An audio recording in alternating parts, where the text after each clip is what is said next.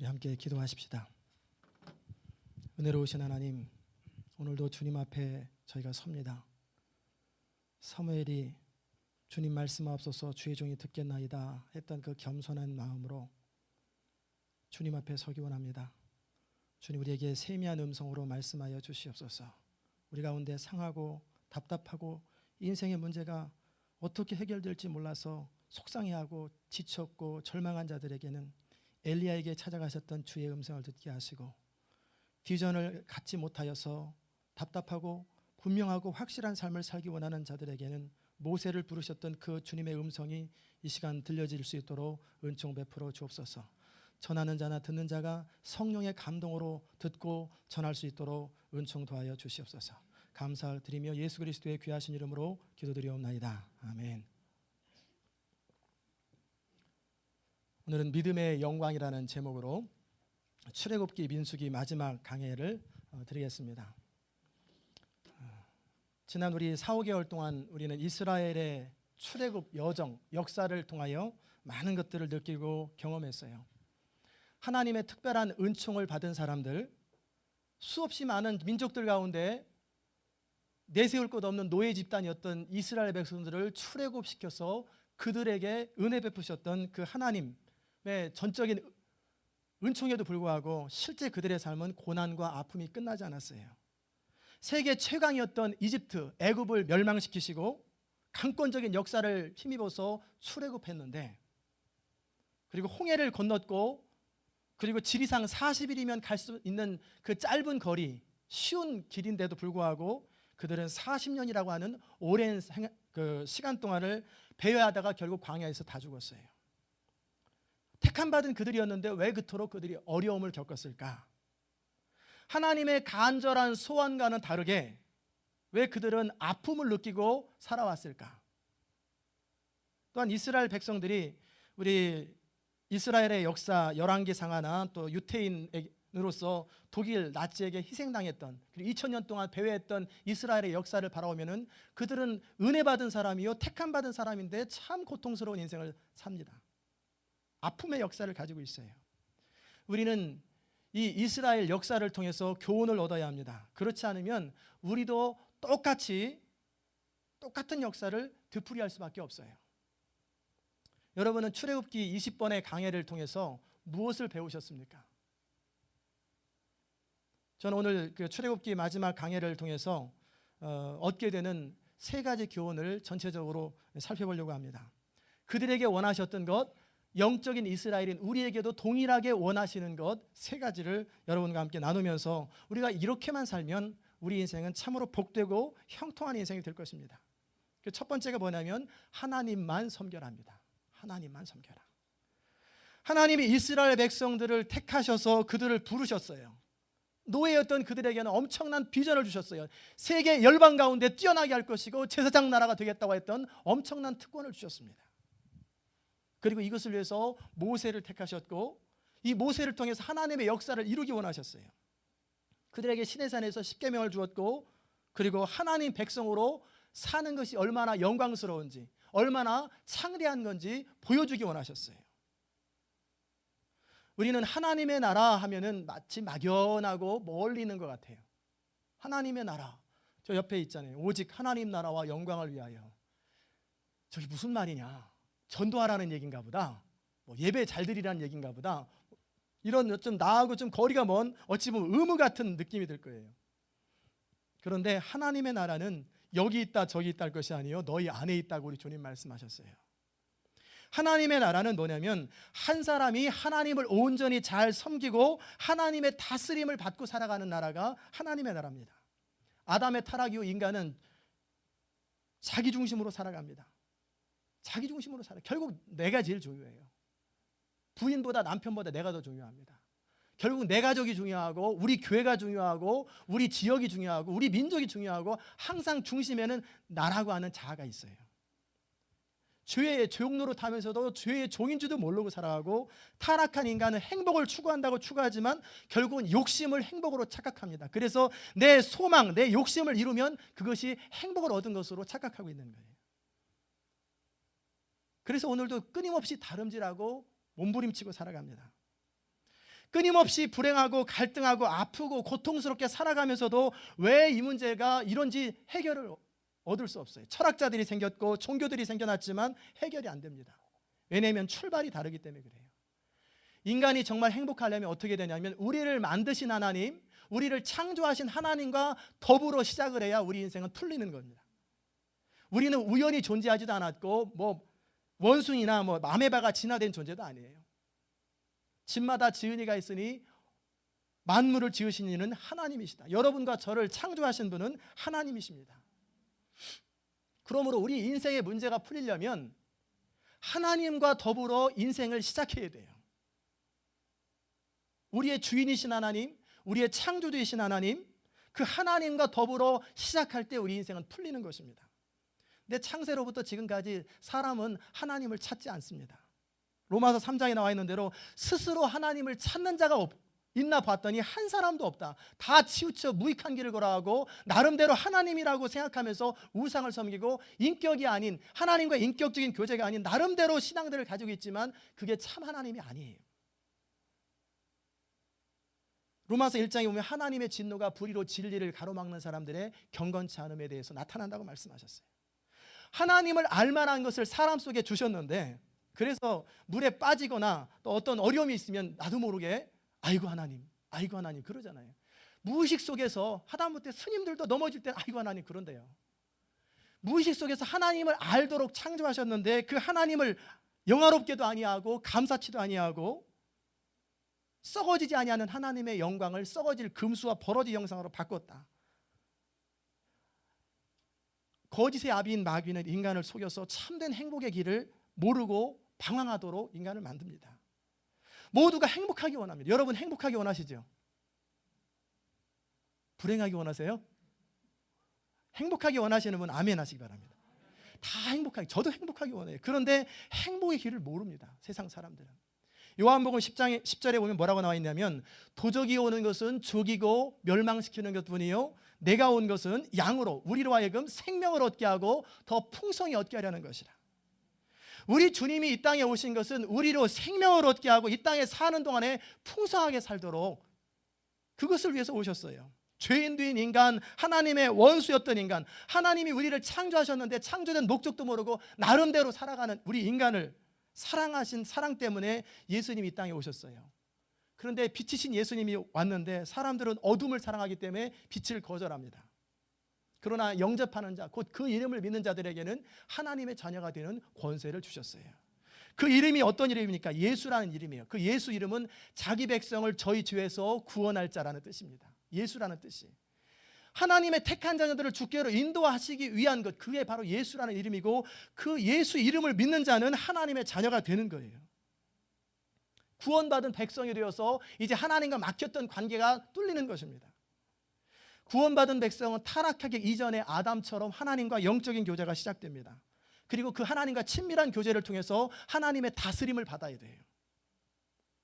그 하나님은 우리에게 무엇으로 임하냐면 성령으로 임합니다.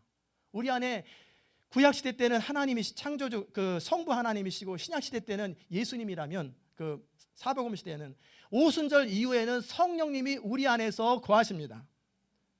그 성령님의 다스림을 받고 그 성령님과 친밀한 교제를 나눌 때 우리는 행복한 인생, 풍성한 인생, 능력 있는 인생을 경험하게 돼요. 근데 우리는 성령이라고 하면은 뭔가 능력, 병 고칠 때 나타나는 어떤 뭔가 기적 같은 능력이 쫙 해가지고 성령의 능력으로 무슨 능력이라고 생각해요. 그렇지 않습니다. 저도 장로교에서 40년을 살았습니다. 지금까지 장로교 백그라운드죠, 우리 교회도. 그런데 그 하나님에 대해서는 알고 예수님에 대해서는 알지만 성령님에 대해서는 너무나 막연해요. 성령님 우리와 동일한 지성을 가지고 계시고 감정을 가지고 계시고 의지를 가지고 계시죠. 그 성령님과 교제가 될 때 우리 인생은 풍성하고 영광스럽게 되는 거예요. 그런데 많은 교회 다니는 사람들이 그 성령님을 몰라요. 그러니까 초라한 인생을 살 수밖에 없고 성령님을 환영하지도 아니하고 영접하지도 않습니다. 인격적으로 무시해버려요. 여러분이 어느 집안에 찾아가 방문했는데 그 집주인이 어서 오세요 한마디 해놓고 그 다음에 저 소파에 앉으시죠 하고 그 다음부터는 아는 체를 안 해요. 가족들끼리 밥 먹고 텔레비 보고 같이 놀고 그리고 저녁 때 들어가 자는 거예요. 그런 손님이 어떻게 되겠어요? 굉장히 무시당한 느낌이죠. 예수 그리스도를 영접해놓고 나서 실제 우리 안에 거하시는 성령님을 실제 삶에서는 인정을 안 하는 거예요. 내 나름대로 내 생각대로 내 판단대로 다 해버리고 하나님이 알아서 돕겠지 하고 마치 알아서 배고프면 냉장고 꺼내서 밥 먹겠지, 손님 대접하는 거랑 똑같아요. 그러니 성령이 소멸됩니다. 떠나지는 않지만 소멸돼가지고 아무런 우리 안에서 역사하심이 없어요. 그렇게 한평생을 살아가니 내 능력이 한계 이상을 살지 못하고 항상 초라하게 사는 거예요. 성경에 보면 예수님께서 뭐라고 말씀하셨냐면 너희가 믿으면 나와 같은 일을 할 것이요 나보다 더 큰 일을 하리라고 그러는데, 그것은 사도행전에 베드로나 바울이 하는 얘기지 우리하고 관계 있나 그렇게 막연하게 생각해요. 실제 지금도 역시 마찬가지입니다. 여러분이 믿으면 하나님의 영광을 경험할 것이고 여러분이 믿으면 예수님보다 더 큰 일을 하세요. 복음 전하는 일에 십자가를 지는 일을 못하지만 복음을 전하는 일에 있어서 예수님은 복음 전해서 5천 명이 회개하고 돌아온 적이 없어요. 3천 명이 회개해서 돌아온 적이 없어요. 예수님은 12명의 제자마저도 배신하고 도망가게 그 일밖에 못하셨어요. 왜? 능력이 없어서가 아니라 그 일은 성령이 하실 일이기 때문에 그러는 거예요. 십자가를 지시고 구속사역을 이루고 오셨어요. 그리고 나서 내가 가는 것이 유익하니 내가 가면 보혜사를 너에게 보낼 것이다. 그 보혜사 성령이 우리 가운데 임하셔서 그 성령이 우리를 다스리고 지배하시면 놀라운 인생을 사는 거예요. 관계는 저절로 맺어지지 않습니다. 여러분과 저와의 관계도 1년, 2년, 때로는 좋은 관계, 때로는 갈등하기도 하고 이렇게도 겪어보고 저렇게도 겪어보고 하다 보면 서로의 속이 훤하게 알게 돼요. 그러면 이제는 어떤 일이 있어도 신뢰관계가 됩니다. 관계라고 하는 것은 뭐냐면 날마다 서로 깊어지기 위해서 애쓸 때 관계는 쌓이는 거예요. 마찬가지로 성령님과 친밀한 교제를 나누려면 성령을 늘 의식하고 생각하고 환영해야 돼요. 저도 미국에 오면서 이 성령님에 대해서 굉장히 관심이 많았어요. 그 전까지 어렸을 때는 창조주 하나님, 한 25살 때까지 창조주 하나님과 교제, 25살부터 한 35살까지는 그 예수 그리스도, 구속자 예수 그리스도와의 관계. 그런데 이제 그 어느 순간부터는 믿기는 믿고 이론적으로는 다 하는데 살아있는 하나님의 충만한 역사들이 내 삶에 별로 없는 거예요. 이유가 뭘까 보니 결국은 성령이더라고요. 성령님과 친밀한 관계가 있어야 되는데 그게 없다는 사실을 제가 알게 됐어요. 너희는 범사의 여호와를 인정하라. 그리하면 그가 너희를 지도하시리라. 그럴 때 구약시대 때 그 하나님이라면 신약시대 때는 오순절 이후에는 성령이에요. 순간순간 책에도 그런 책 있잖아요. 성령님 안녕하세요. 하나님, 성령님 내가 오늘 운전을 합니다. 도와주시고 내가 이 사람과 대화합니다. 도와주시고 이거 아이디 어떻게 하는데 어떻게 하면 좋겠습니까? 설교를 준비할 때 이때 막혔는데 어떻게 하면 좋겠냐. 매 순간 매 사사건건 모든 순간에 성령님과 대화하는 거예요. 서로 대화하고 듣고 말하고 듣고 이렇게 친밀한 교제를 나누는 것이 신앙입니다. 그냥 하나님이 뒤에서 돕겠지 이렇게 막연하게 신앙생활 그렇게 해도 구원받는 데 지장은 없어요. 그러나 이 땅에서 능력 있고 충만한 인생 사는 것은 못합니다. 그 성령님의 다스림을 받을 때 성령님이 오른쪽 하면 오른쪽, 왼쪽 하면 왼쪽 어떻게 할까요? 그럼 직진해라 직진. 그때마다 성령의 터치를 받고 성령의 이끌림을 받을 때 그는 하나님의 나라가 그 안에서 이루어진다는 거예요. 이스라엘 백성들이 구름기둥과 불기둥을 바라보면서 어디로 가야 될지 알은 것처럼 그냥 하나님 안에서 내가 열심히 하면 하나님이 어떻게 도와주시겠지 그렇게 막연하게 사는 게 아니에요. 출애굽에서 우리가 철저하게 배우는 것은 구름기둥이 가면 가고 서면 서고 철저하게 100% 순종하는 거예요. 구름기둥이 한 달 머무르면 한 달 머물고 떠나면 떠나는 것. 우리의 관심은 성령님이 우리를 어떻게 인도하시는지 이 교회를 어떻게 이끌어 가시는지 예민하게 주님과 대화하면서 바라보는 것.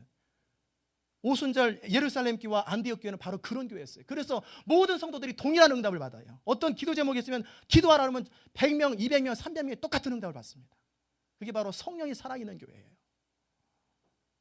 성령이 살아있지 않은 교회는 의견이 늘 분분합니다. 의견이 나뉘어요. 왜?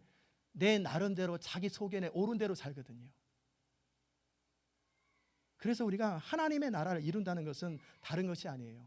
성령님이 우리 가운데서 우리를 다스려서 그분과 친밀한 교제를 통해서 늘 실제적이고 개인적인 교제를 하고 그리고 그분의 인도함을 받는 거예요. 다시 말하면 하나님의 음성을 듣고 사는 거예요.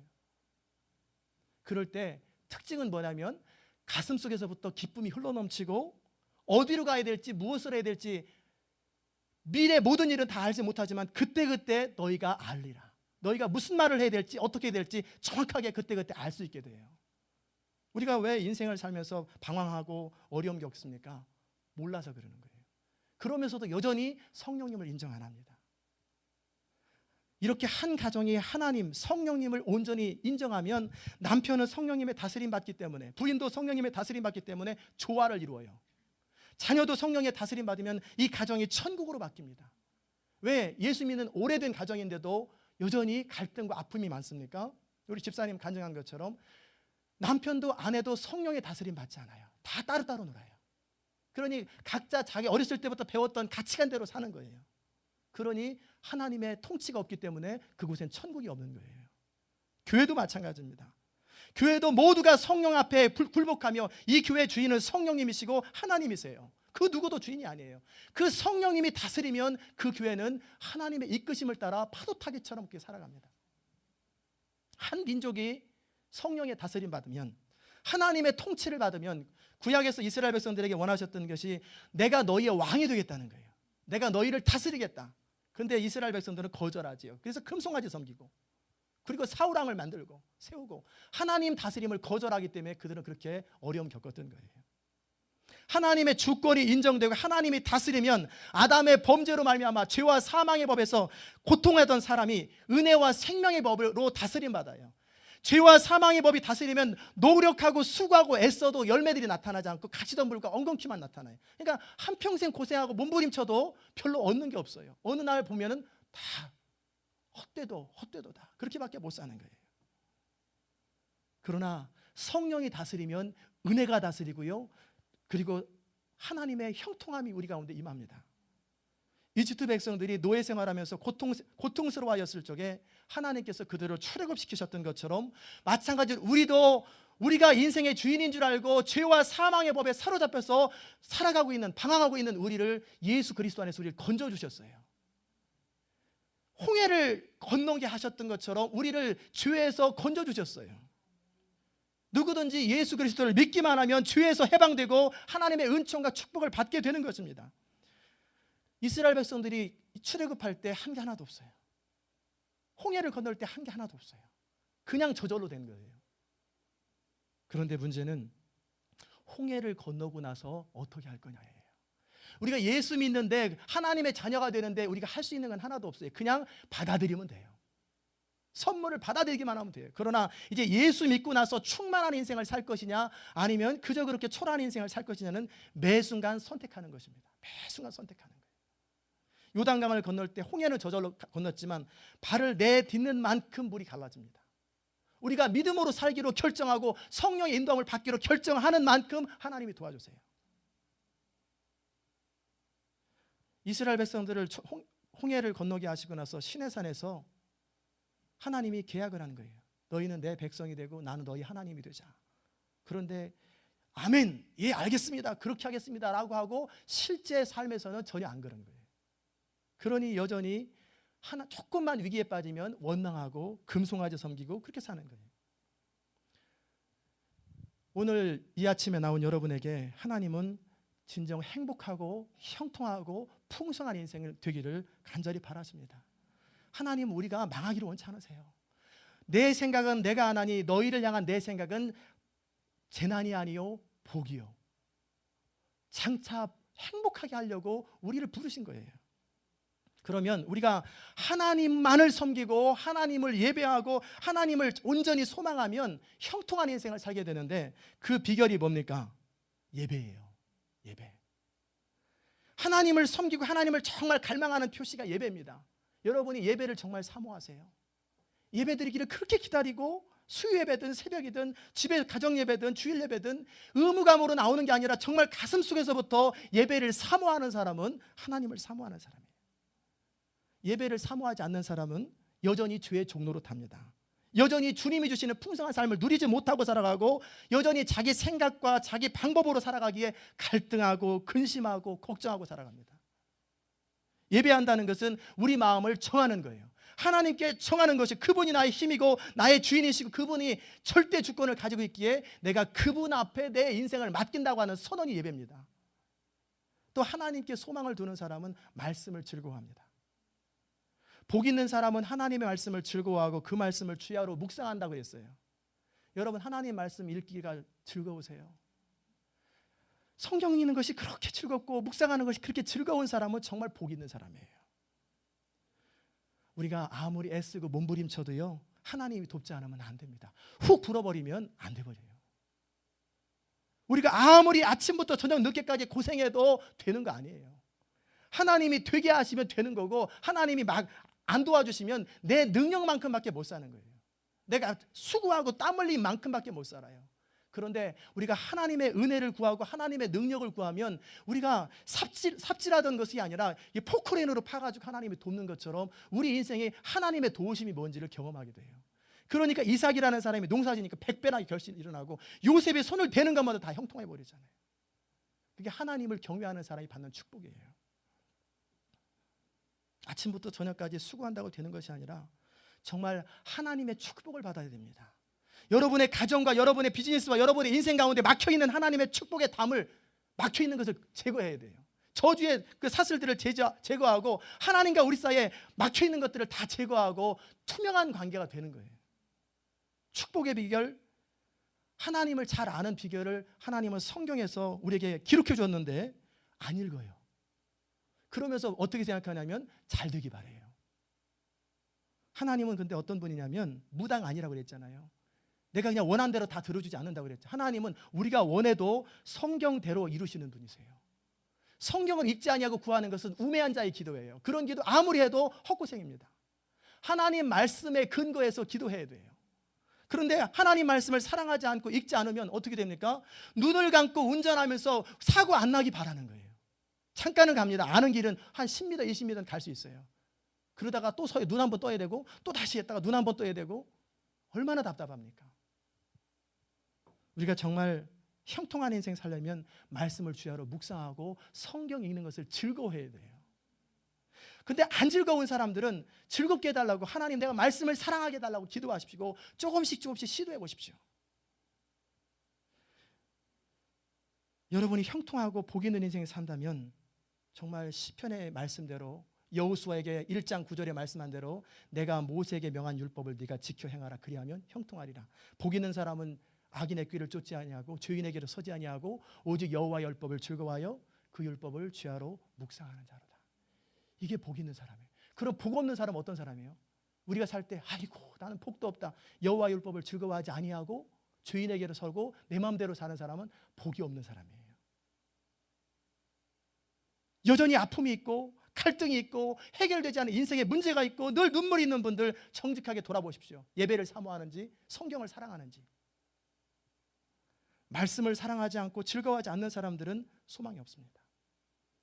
그러나 우리에게 가능성은 뭐냐면 언제든지 하나님께 돌이키기만 하면 하나님이 회복하신다는 거예요. 이전 것은 지나갔어요. 이전까지 살았던 거 다 잊어버리시고 이제 오늘부터라도 하나님을 예배하기를 즐거워하고 하나님 말씀 안에 거하기를 즐거워하면 하나님께서 여러분의 인생을 이끌어 가신다는 거예요. 너희는 여호와를 만날 만한 때 찾으라. 가까이 계실 때 그를 부르라. 악인은 그 길을, 불의한 자는 그 생각을 버리고 여호와께 돌아오라. 그리하면 그가 긍휼히 여기시리라. 우리 하나님께 나오라. 그가 널리 용서하시리라. 하나님께 여러분 돌아오셔야 됩니다. 돌아온다는 것은 예배 드리는 게 아니라 여러분 마음을 바꾸는 거예요. 내 생각과 경험을 내려놓고 예배의 자리로 돌아오는 것이고 말씀 묵상하는 자리로 돌아오는 거예요. 그게 돌아오는 것입니다. 그리고 말씀을 읽었으면 순종하는 것으로 여러분의 삶을 보여드리는 것, 이게 돌아오는 것입니다. 매번 예배만 드린다고 되는 거 아니에요. 이것을 통해서 깨달았으면 실제 내가 그렇게 예배를 사랑하고 말씀을 순종하기를 기뻐할 때 하나님은 함께 하신다는 것입니다. 두 번째, 하나님께서 이 출애굽의 역사를 통해서 주신 건 뭐냐면 철저하게 믿으라예요. 옆에 계신 분 손 한번 꼭 잡아주십시오. 그리고 철저하게 믿읍시다 한번 인사하시기 바랍니다.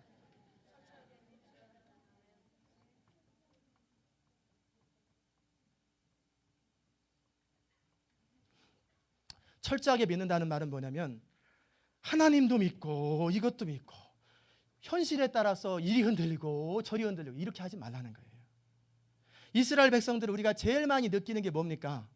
원망하는 사람이잖아요. 주로 불평하는 사람, 하나님을 신뢰하지 못하는 사람. 마라의 쓴물 바로 옆에 나뭇가지가 있었고 그 바로 옆에 엘림이 있었는데도 그들은 일단 불평하고 보는 거예요. 문제가 생기면 일단 불평하고 보는 거예요. 그게 부부간의 관계가 안 좋은 사람들의 특징이에요. 일단 불평부터 나와요. 일단 누구에게 책임 전가부터 하는 사람은 모든 관계가 다 깨집니다.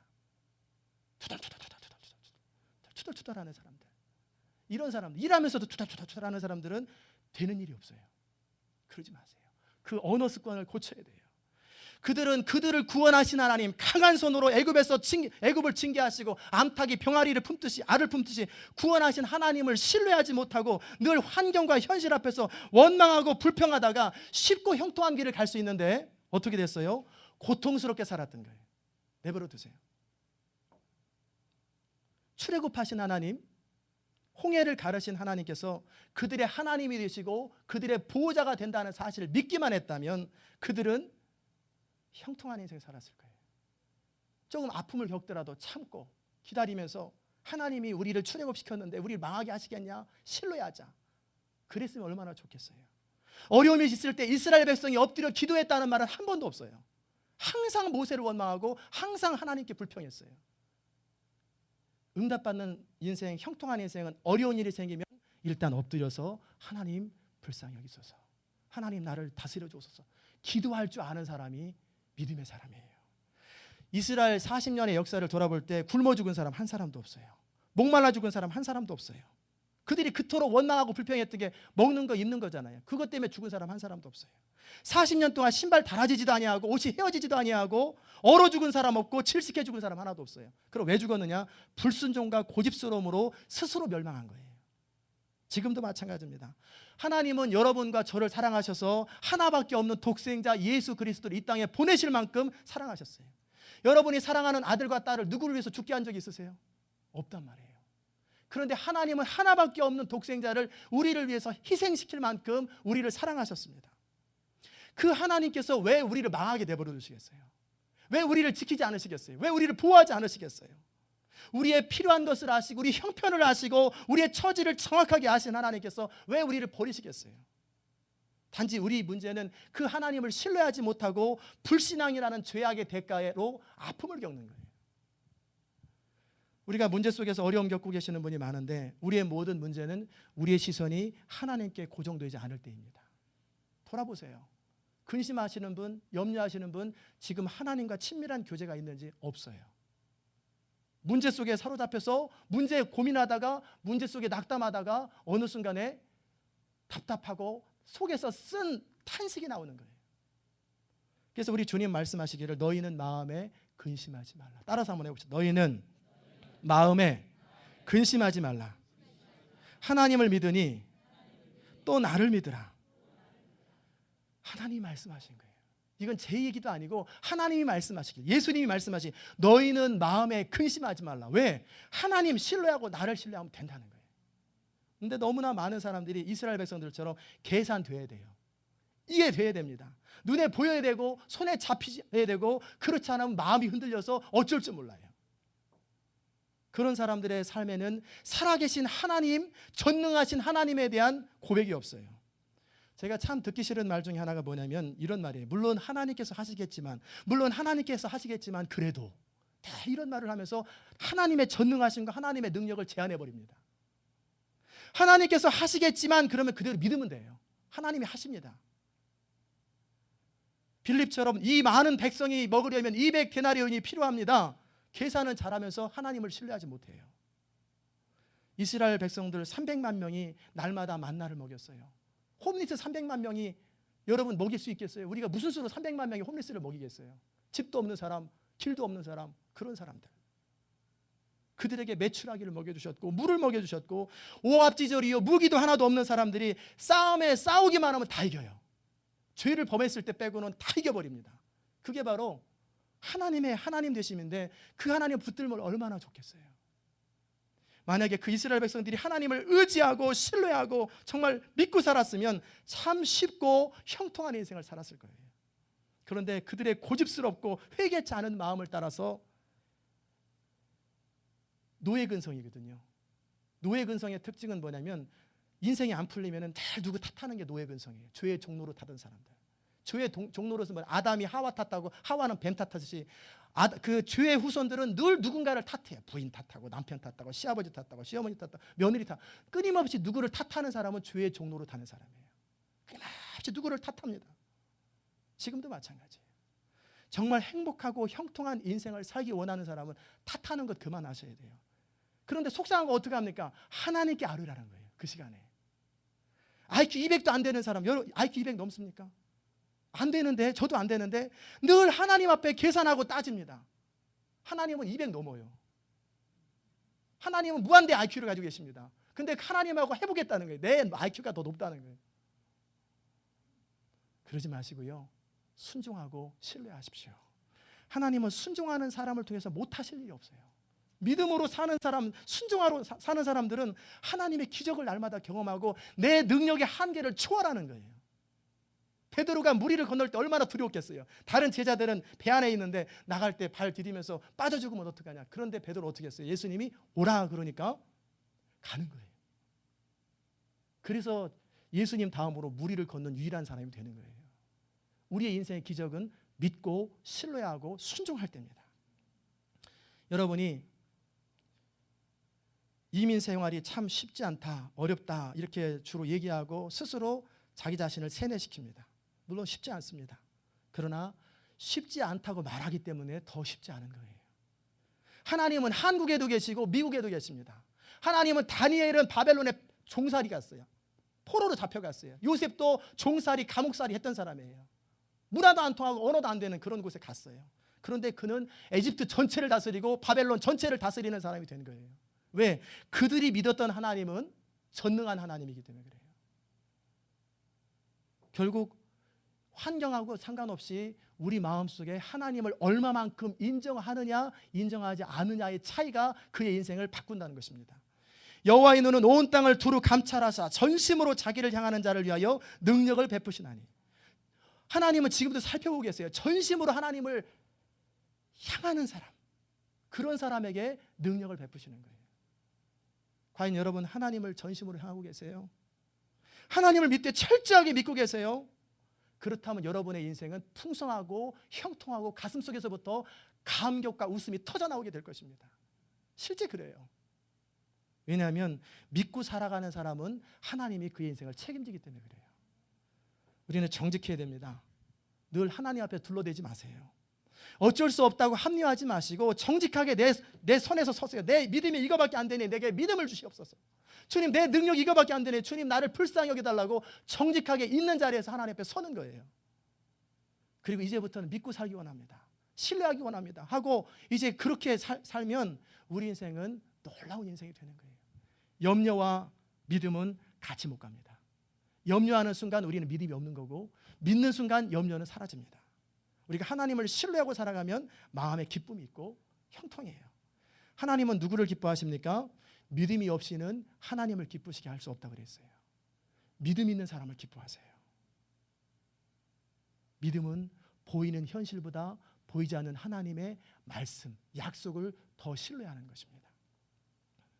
세 번째, 죄와 싸우되 피 흘리기까지 싸우라 말씀하셨어요. 오늘 읽었던 본문 가운데 하나님 뭐라고 말씀하셨냐면 너희가 가나안 땅에 가거든 그 땅 거민을 너희 앞에서 다 몰아내고 그 새긴 석상과 부어 만든 우상을 다 파멸하며 산당을 다 회파하고 그 땅을 취하여 거기 거하라 그렇게 말씀하셨어요. 그런데 만약 그렇게 안 하면 너희가 만일 그 땅 거민을 너희 앞에서 몰아내지 아니하면 너희의 남겨둔 자가 너희 눈에 가시와 너희 옆구리에 찌르는 것이 되어서 너희 거하는 땅에서 너희를 괴롭게 할 것이요 나는 그들에게 즉 가나안 땅에 행하려고 했던 것 그대로 너희한테 갚아주겠다 그렇게 말씀하셨어요. 이게 무슨 말입니까? 하나님은 가나안 땅의 백성들을 참아볼 수 없었어요. 그래서 멸하시기로 작정했지만 노아에게 말씀하시고 120년 방주 짓는 시간을 기다렸던 것처럼 아브라함에게 멸망시키겠다 말씀하시고 나서도 430년을 기회를 준 거예요. 그런데 그들이 돌이키지 않자 이스라엘 백성을 출애굽시키면서 가나안을 진멸시키는 거예요. 그리고 말씀하시기를 철저하게 진멸해라. 인정사정 보지 말고 너네들이 만약에 동정심이나 아니면 나름대로 이해타산이나 또는 겁이 많아서 가나안 땅 백성들을 몰아내지 않으면 그들 문화가 너희 동화되어서 너희는 반드시 망하고 내가 가나안 땅 진멸하려고 했던 것처럼 너네들 진멸시키겠다. 하나님이 그 말씀하시는 거예요. 근데 실제 이스라엘 나라는 어떻게 됐습니까? 다 멸망시키지 못했고 다 쫓아내지 않았어요.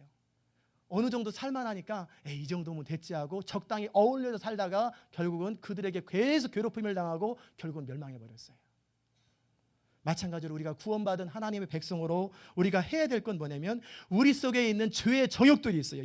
늘 우리 속에 믿음으로 살고자 하는 마음, 하나님의 뜻대로 살고자 하는 마음이 있는 반면에 또 다른 마음은 그래도 그게 되나, 엉뚱한 생각, 죄의 생각, 욕심, 나태함, 게으름, 이 죄의 정욕이 우리 안에 계속 있습니다.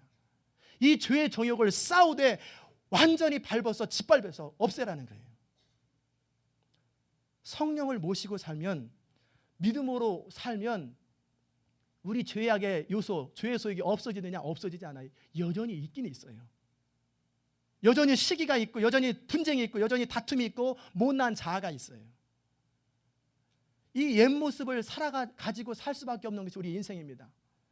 그러나 그럼에도 불구하고 하나님이 명하시는 것은 성령으로 말미암아 우리 속에 있는 이 자아를 완전히 누르라는 거예요. 끊임없이 누르라는 거예요. 가나안 땅을 철저하게 멸망시키고 쫓아보내라는 그 이유가 그거예요. 우리 속에 죄의 소원이 있어요. 죄 짓고 싶은 마음이 있어요.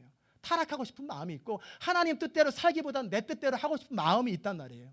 이것을 누르라는 거예요. 그러지 않으면 어느덧 죄에 사로잡혀 살아갑니다. 날마다 성령 안에서 깨어서 기도하고 철저하게 순종하지 않으면 어느 순간 우리가 언제 믿음의 사람이었더냐 싶을 만큼 옛사람으로 돌아가 버려요. 그래서 사도 바울은 날마다 죽기까지 자기를 쳐서 복종한다 말씀하는 거예요. 우리 안에 있는 죄의 소욕을 끊임없이 눌러야 돼요. 그리고 명해야 됩니다. 나는 내가 싫다. 나는 오직 믿음으로만 살 것이다. 나는 죄를 너무 싫어한다. 나는 성령을 따라서만 살 것이다 라고 분명히 선포해야 돼요. 여러분 가슴속에서. 그런데 그러지 않아요. 그렇게 하고 싶다. 그러나 그렇게 쉽지 않다. 그러면서 스스로 영역을 다 정해버렸어요. 그러니 넘어지는 거예요. 나도 그렇게 되기 원하지. 근데 쉬우냐? 그러면서 이미 타협 다 해버린 거예요. 이미 싸움에서 져버렸어요. 모세가 손을 들 때 아말렉 백성을 이겼잖아요. 출애굽 17장에서. 우리가 믿음의 손을 들고 하나님을 향하여 손을 내밀면 하나님께서 성령으로 도와주십니다. 그런데 때로는 손들다가 피곤할 때가 있잖아요. 그러면 아론과 홀이 도와주는 거예요. 우리의 중보자가 되시는 그리스도가, 보혜사가 되시는 성령께서 우리 손을 들어주세요. 그러나 중요한 것은 내 마음속에 나는 성령 뜻대로만 살겠습니다. 죄를 싫어하겠습니다. 내 속에 미움과 시기와 불평과 원망하는 마음 거절하고 나는 믿음으로만 살겠다고 하는 강한 소원을 가진 사람만 도와주세요. 그렇지 않은 사람은 안 도와주십니다. 여러분이 적당한 선에서 나도 할 만큼 했다고 말하지 마세요. 성경은 뭐라고 말합니까? 죄와 싸우되 피 흘리기까지 싸우라고, 죽기까지 싸우라고 말씀하셨어요. 우리 속에 있는 죄와 싸우되 죽을 각오로 싸우면 반드시 이깁니다. 그때 성령이 역사해요. 하나님은 마지막 순간에 아브라함이 이삭을 칠 마음이 있는가 없는가 곧 주목하세요. 그 마음을 확인할 때 됐다, 내가 하겠다, 그러시는 거예요. 그런데 우리의 전쟁은 바로 그 순간에 무너져 버리죠. 그러니까 매일 패배하는 거예요. 많은 그리스도인이 무능하게 살아가고 초라하게 살아가는 것은 뭐냐면 믿기로 작정했으면 확실히 믿고 철저하게 믿어야 되는데 적당히 믿어요. 내가 목사님입니까? 내가 선교사님입니까? 그러니까 목사님과 선교사님은 충만하게 살고 다른 사람들은 안 충만하게 살 수 있는 거예요. 성경은 누구나 다 동일한 기회를 주십니다. 예수 믿은 사람은 다 기회가 똑같아요. 철저하게 믿음으로 살기로 결정하고 뒤로 물러서면 내 마음이 저를 기뻐하지 아니한다고 그랬거든요. 그렇게 살아가면 하나님께서 반드시 역사하세요.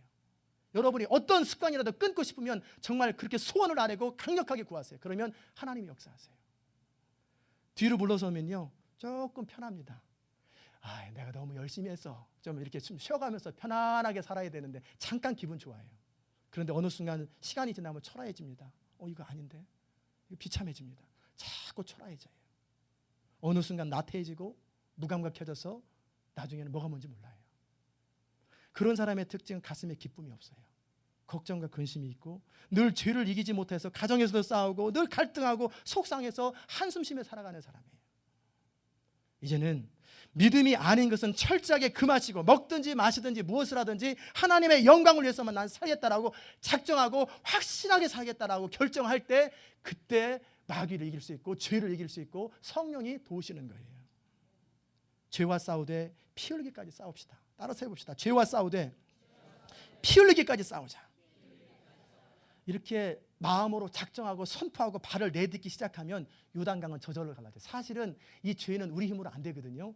결정하고 선포하는 순간에 성령이 다 역사해가지고 우리 죄를 극복하게 하고 우리 안에 성령의 열매가 맺혀지게 되는 거예요. 근데 고전에 포기하지 말라는 거예요. 고전에 포기하지 말아요. 이게 바로 능력을 경험하는 비결, 승리하는 크리스찬의 삶입니다. 말씀을 마무리합니다. 형통한 인생, 풍성한 인생, 행복하고 감격스러운 인생 살기 원하십니까? 이스라엘 백성들에게 교훈을 배우십시오. 하나님 거스르지 마시고 그들처럼 원망하지 맙시다. 우리 입에서 부정적이고 원망하고 불평하는 말 하지 맙시다. 운전할 때도 집안에서도 일할 때도 어디서나 불평하는 건 습관이고 원망하는 건 습관입니다. 집에서 새는 바가지 바깥에서 새요. 다 결국은 똑같은 삶을 살게 되는 거예요.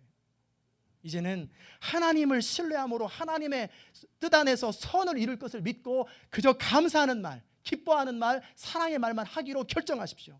그래도 튀어나오면 예수 이름으로 끊어버리고 내 생각에 모든 부정적인 생각은 예수 이름으로 명하노니 떠나갈지어다. 모든 생각은 그리스도 앞에 복종할지어다 하고 그 싸울 때 싸움이 굉장히 힘들기 때문에 피 흘리기까지 싸우라는 거예요. 그걸 싸우려고 몸부림치고 성령님 도와주세요. 성령님 도와주세요. 그러면 어느 순간 극복하게 돼요. 언어가 바뀌어버려요. 말이 바뀌어야 축복이 맙니다. 하나님은 우리를 사랑하세요. 여러분을 향한 놀라운 계획을 가지고 계시고 여러분을 정말 잘되고 풍성하게 살기 원하세요. 이 아메리칸 드림 나라 이 미국 땅에 와서 그냥 언어 안 통하니까 초라하게 사는 게 아니라 정말 이 땅에서도 형통하게 살기를 원하세요. 그게 하나님의 계획이고 예수 믿는 사람은 다 잘 되는 거예요.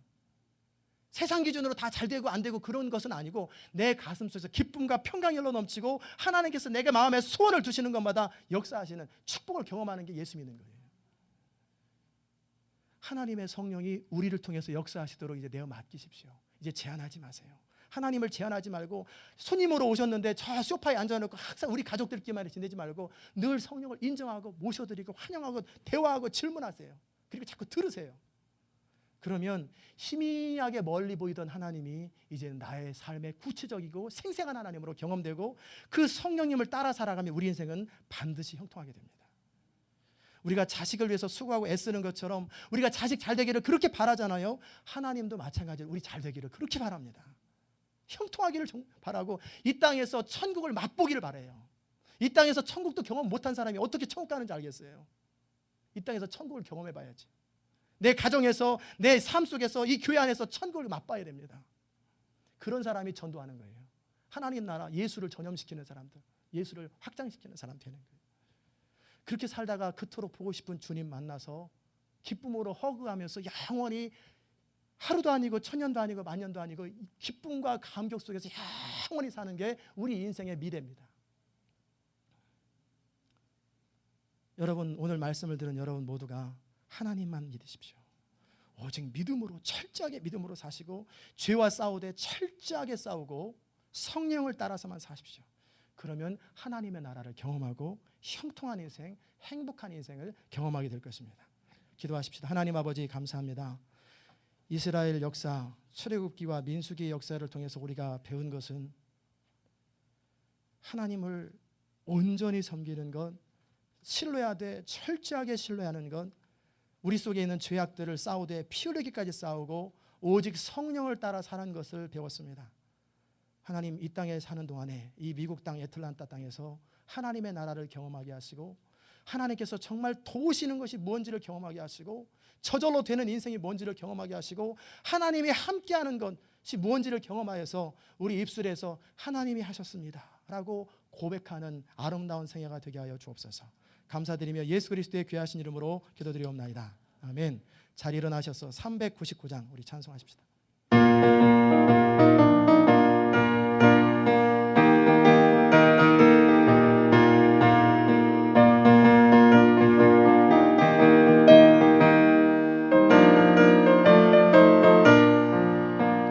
주의 약속하신 말씀 위에서 영원토록 주를 찬송하리라. 소리 높여 주께 영광 돌리며 약속 믿고 곧게 서리라. 아멘. 곧게 서리 영원하신 말씀 위에 곧게 서리 굳게 서리 그 말씀 위에 굳게 서리라 주의 약속하신 말씀 위에서 세상 염려 내게 엄습할 때에 말씀으로 힘써 싸워 이기며 약속 믿고 굳게 서리라 굳게 서리 영원하신 말씀 위에 굳게 서리 굳게 서리 그 말씀 위에 굳게 서리라 주의 약속하신 말씀 위에서 영원하신 주의 사랑 힘입고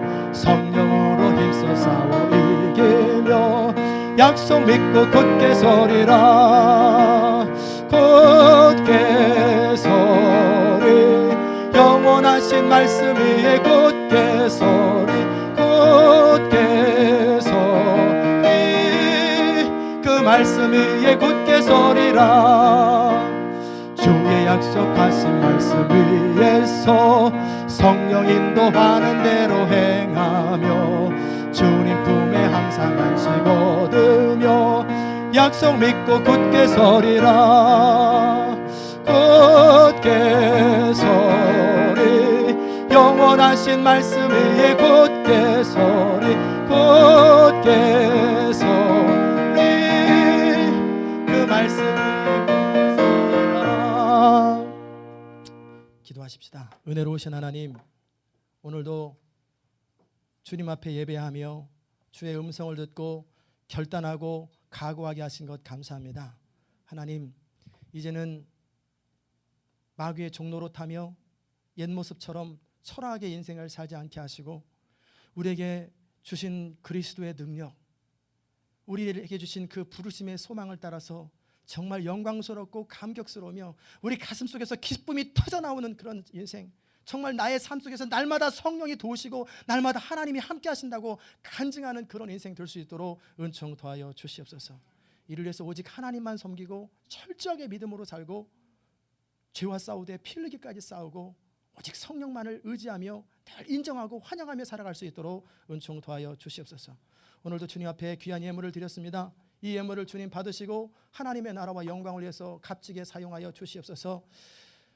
물질이 있는 곳에 네 마음이 있다고 말씀하신 대로 우리가 이 물질에 우리의 하나님 사랑하는 마음, 교회 사랑하는 마음을 담아서 드렸사오니 이 예물을 통하여 우리 마음이 하나님께 드려질 수 있도록 도우시옵소서. 11조 예물을 주께 드린 사랑하는 성도들 작은 일에 충성하였으니 큰 것으로 맡기겠다고 하셨던 그 주님의 약속들이 이루어질 수 있도록 도우시고 감사 예물을 주께 드린 사랑하는 성도들 환경을 뛰어넘어서 힘들고 좌절되고 낙담될 수 있는 환경을 뛰어넘어서 믿음으로 감사하는 자들에게 그 믿음으로 말미암아 하나님의 기적을 경험하게 하시고 하나님의 능력을 경험할 수 있도록 은총 더하여 주시옵소서. 주일 예물을 주께 드린 사랑하는 성도들 매 예배 때마다 하나님의 임재를 경험하며 주의 음성을 듣고 그렇게 행할 수 있는 성령의 능력을 더하여 주시옵소서. 하나님의 나라를 사모하여서 전도 예물로 구제 예물로 장학 예물로 선교 예물로 주께 드린 사랑하는 성도들 영혼이 잘된 같이 범사에 잘되고 강건하게 주님 역사하여 주시옵소서. 몸된 교회를 사랑하여서 청소하며 기도하며 꽃꽂이하며 또 여러 가지로 봉사하는 주의 사역자들 우리 선생님들 주께서 그들의 인생 가운데 함께 하셔서 다윗과 같이 하나님 마음에 합하는 인생이 될 수 있도록 은총 더하여 주시옵소서. 감사드리며 예수 그리스도의 귀하신 이름으로 기도드리옵나이다. 아멘. 이제는 우리 주 예수 그리스도의 귀하신 은혜와 하나님 아버지의 무한하신 사랑과 성령의 감화 감동 교통하시는 역사가 오늘도 믿음으로 하나님의 영광을 경험하기 원하는 주의 귀한 성도들 머리 위에 인생 가운데 이제부터 영원까지 함께 하시기를 간절히 축원하옵나이다. 아멘.